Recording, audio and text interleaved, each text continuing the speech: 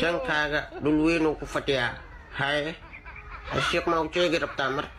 hashiiq ma u sheegi rabtaa nuugu dumii ma rabtaa madaxweyne ma dhul dowladeed maahan dhulkaana naa iska leh intaa kumintiga saaragta ugu soo ordinaani laagu dhacay miyaa fustadan yaa kuu soo dhiibay fustadan fusta kaaweyn yaa fustadan dadaa kasoo shaqeeyey oo ku dhahay muxuu asiga saan samey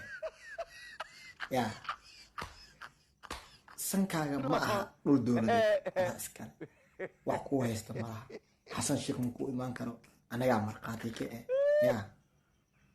foodad dhaaf hadda xasan sheekh hadduu maqlo hadalkaan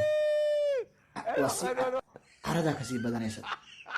waxaa laga yaabaa inuu dumis ku bilaabo haddii sheekadaada saan sii ahaa marka tartiib xaaladanta quiet ka dhig qardaatada dhaaf aan fuusta waa ka weynta waxaan alla imaaday yaa wax maskaxdaada ka weyn oo lagu soo dhiibi waa kaa qaadanay xasan sheekhna wuu dhegeysan doonaa mana ku xiri doono yaa sankaagana maxaa asiye muddumin doono dhulka uu ku fadhiyo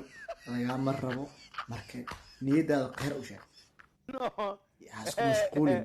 anagaa marqaadkii waana la hadlaynaa xasan sheekh in uusan dumin dhulka uu ku fadhiisan karo garantii wa hawalwelin Yeah.